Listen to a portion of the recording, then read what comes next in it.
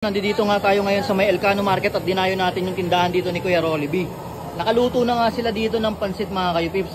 Nandito nga pala si Nanay. Nay, ano pangalan niyo po, Nay? Ako si Milet, hello. Ayan, si Nanay Milet. Nay, ano yung niluluto niyo, Nay? Ito yung ginatang langka. Yun, ginataan lang ka. Nay, matanong ko lang, ilang years na kayo nagtitinda dito? 22. Yun, 22 years na po kayo nagtitinda dito? Oo. Ang tagal na po pala, no? Oo. Babalitaan ko, Nay, sa inyo yung nagtitrending na yung 5 pisong pansit, no? Oo, 5 piso.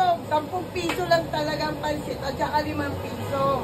Tapos po, Nay, meron na rin po yung toppings, Nay. Oo, meron na talaga yun. Simulat sa pool, meron na talaga. Ano po yung mga toppings na nilalagay nyo doon, Nay? Kung anong gusto nila, basta wag lang yung lechon. Basta wag lang po yung lechon. Oo. Ano, ito yung mga niluluto ni Nanay, oh. Meron na siya dito, yan, niluto na nila yung ginataang langka. Meron din sila dito. Nay, ano to, Nay? Ay, tokwat baboy. Yun, tokwat baboy mga hipits. Tapos, meron din sila dito. Ito, dinuguan to, Nay. Yan mga hipits, may dinuguan din dito. Tapos, ito, Masyadong bukasan ko na ya. Yun, oh, meron din sila dito metsyadong baka. Yan. Ito po na yung mga pinantatoppings yun, Nay. Oo. Yun, ito yung mga pinantatoppings nila. Yun, meron din sila ditong sarsyadong tilapia.